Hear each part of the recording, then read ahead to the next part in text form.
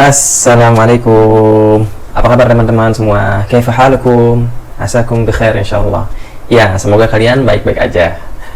Buat kalian yang baru mampir ke channel ini adalah video Imam Abu Hanifah yang keempat.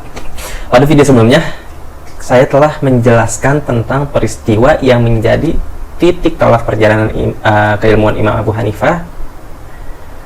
Kemudian dalam video ini kita akan membahas tentang proses pergantian Imam Abu Hanifah dari dunia perniagaan menjadi dunia keilmuan. Dan sebelum kita mulai pembahasannya, seperti biasa bantu channel ini dengan cara subscribe dan share. Terakhir, jangan lupa untuk tekan tombol notifikasinya agar kalian gak ketinggalan kalau kita update video terbaru. Ya, langsung aja. والقلب سالي في ذي المدينة محمد من على رتب المعالي وزاد على النبيين مقاما. Salah satu faktor pendukung perjalanan keilmuan Imam Abu Hanifah yaitu karena Kufah merupakan salah satu ibu kota ilmu pengetahuan. Di Kufah tinggal banyak sahabat, diantaranya yang paling terkenal Ali bin Abi Thalib dan juga Abdullah bin Mas'ud, yang mereka mendapat gelar sebagai dua ulama sahabat. Ada satu faktor lain yang sangat penting dalam perjalanan ilmiah Imam Abu Hanifah, yaitu mulazamah atau belajar secara langsung dengan syekhnya. Beliau belajar langsung dengan Hammad bin Abi Sulaiman, kurang lebih sekitar 18 tahun. Dikatakan Hammad menimba ilmu langsung dari sahabat Anas bin Malik. Kemudian Anas ini sebagai pembantu Rasul mengambil dari Rasul sendiri langsung. Selama kurang lebih 10 tahun beliau berkhidmat sama Rasul SAW. Sejak kecil Anas melayani keperluan Rasul SAW bersama Rasul dan juga banyak menghafal hadis-hadis yang diambil langsung dari Rasul SAW. Bisa disimpulkan bahwasanya syarat yang harus ditempuh oleh orang yang menuntut ilmu agar berhasil dan matang ilmunya antara lain dia harus hidup di lingkungan tersebut itu lingkungan ilmu. Jadi sekitarnya itu orang-orang yang menimba ilmu, membuatnya matang mempelajari ilmu yang dia pilih. Kemudian dia harus sering duduk dengan para ulama atau pakar ilmu yang dipelajari dan berhadapan dengan berbagai macam pemikiran yang ada di tempat itu. Dan juga dia harus mulazamah dengan seorang guru yang selalu membimbing dan mengarahkan beliau dalam setiap detail permasalahan dan hal yang samar sehingga nggak sampai terjadi kesalahan.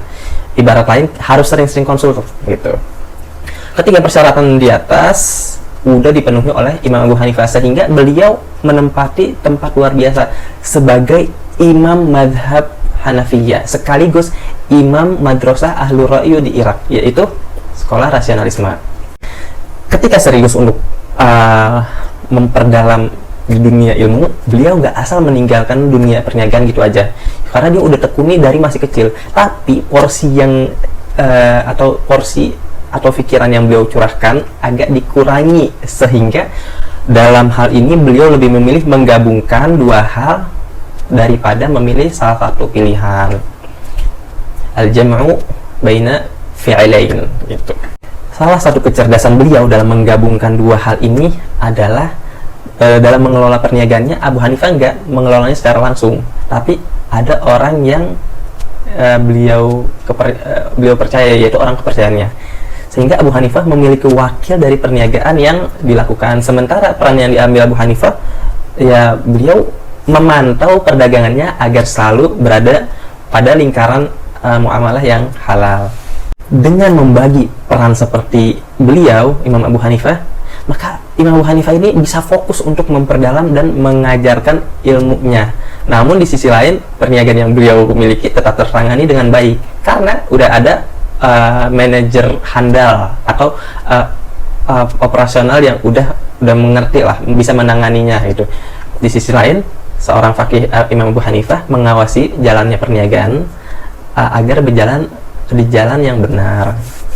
Ulama Mesir Syekh Abu Zahra menggambarkan bagaimana rapinya manajemen waktu yang diterapkan oleh Imam Abu Hanifah dalam menjalani kegiatannya atau aktivitasnya sehari-hari. Dalam satu minggu, beliau gunakan 5 hari untuk aktivitas mengajar dan berdagang, di mana beliau pergi ke pasar mulai dari waktu duha sampai menjelang zuhur. Setelah itu digunakan di majelis ilmu. Jadi pulang tapi ada yang ngegantiin. Yang ngegantiin udah pasti ada. Setiap hari Jumat beliau mengadakan pertemuan dengan rekan-rekannya untuk jamuan makan. Dan ada satu hari khusus yang beliau gunakan sebagai hari istirahat, hari libur untuk melakukan aktivitas di rumah. Bisa kita bilang bahwasanya ilmu yang beliau miliki telah menjaga dan mengarahkan beliau sehingga beliau masuk ke dalam golongan para ulama yang independen atau bebas dan berwibawa. Dalam bidang ilmu, salah satu bukti dari kecerdasan dan kejeniusan Abu Hanifah yaitu beliau adalah orang pertama yang mengembangkan ilmu fikih hingga muncul cabang baru dari ilmu fikih menjadi fikih takdiri atau fikih estimasi. Bahasa kerennya hipotesis. Ilmu yang membahas persoalan yang diperkirakan akan terjadi. Jadi Abu Hanifah mengasumsikan segala hal yang akan terjadi kemungkinan di masa depan dan berpikir cara tepat dalam memfatwakan masalah tersebut. Kita kasih contoh di tim tengahnya, Timur Tengah. Nah, di Timur Tengah ada sungai yang sangat terkenal yaitu Tigris dan Efrat. Sungai Tigris dan Sungai Efrat mulai surut, mulai menjadi kering, maka akan muncul daratan baru. Jadi surut airnya, otomatis daratan baru akan muncul dikarenakan surutnya air. Biasanya kemudian orang-orang sekitar mendatangi daratan tersebut, kemudian mereka mengklaim bahwa daratan itu milik mereka dan mulai memanfaatkannya untuk kepentingan mereka sendiri, seperti jualan, dagang, usaha, nanam, menggembala, atau ya gitulah. Nah, permasalahannya, apakah daratan atau tanah baru ini milik mereka? Apakah itu sah untuk dimiliki sama mereka secara hukum syariat? Nah, permasalahan ini yang disebut dengan fikih takdir atau hipotesis. Uniknya, permasalahan ini baru terjadi di awal tahun 2000-an. Nggak percaya? Ini dia videonya. Beginilah kondisi Bengawan Solo yang surut di Desa Dukuh Kembar dan Langker, Gresik, Jawa Timur. Sejak 2 minggu terakhir, sungai terpanjang di Pulau Jawa itu mulai mengering akibat kemarau panjang. Yang tersisa hanya kubangan. Perahu tambang yang biasanya digunakan warga sebagai sarana transportasi menyeberang pun kini mangkrak dan rusak. Keringnya Bengawan Solo diakui warga merupakan fenomena langka. Warga yang biasa menyeberang menuju Lamongan sekarang bisa berjalan kaki ataupun naik sepeda atau bahkan naik motor. Sejak baru kali ini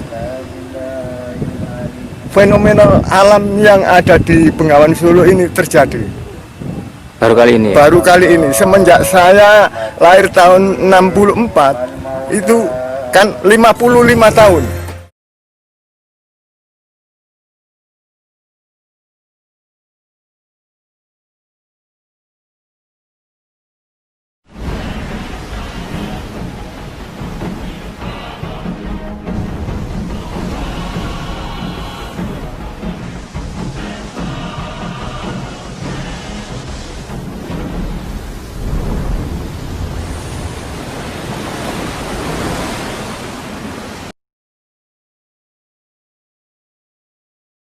Saya akan memberitahu cara terbentuknya sebuah pulau.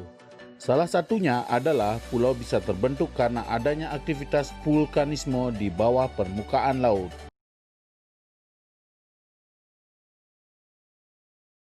Pulau juga bisa terbentuk karena adanya pergerakan lempeng-lempeng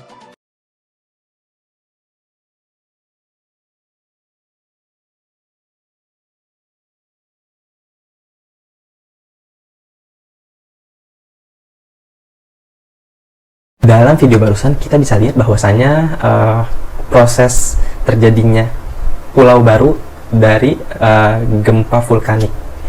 Jadi dari laut kan ada beberapa gunung yang emang aslinya di dalam laut, kemudian muncul dari mulai vulkaniknya itu sampai menutupi laut dan terjadilah pulau baru. Kalau yang versi Imam Abu Hanifah, di mana sungai, bukan laut ya, sungainya ini airnya mulai menyurut sampai akhirnya mulai ada daratan baru, dan orang yang ingin ditekankan, orang-orang yang di sekitar daerah tersebut atau wilayah tersebut mulai mendatangi pulau atau daratan baru tersebut sampai mereka mengklaim bahwasanya itu milik mereka. Mereka mulai usaha dengan bisnis, dagang, perniagaan atau menggembala atau tanaman, dimana untuk kepemilikan mereka sendiri gitu. Nah, apakah permasalahan ini sah menurut syariat? Ini yang ingin ditekankan oleh Imam Abu Hanifah. Jadi, saking cerdasnya Imam Abu Hanifah, kalian bayangin, beliau dari 1300 tahun yang lalu udah pernah ngebahas permasalahan ini. Kemudian baru terjadi di awal 2000-an. Ini yang versi video, belum yang zaman yang belum ada YouTube dan lain sebagainya. Mungkin 1300 tahun ini ada proses-proses yang kita nggak tahu, nggak kita dokumentasikan. Oke, untuk kali ini videonya cukup sampai sini. Makasih buat teman-teman yang udah nonton videonya sampai habis. Jika kalian suka dengan video ini, tekan like, subscribe, dan share video ini. So, nasyufakum alal khair.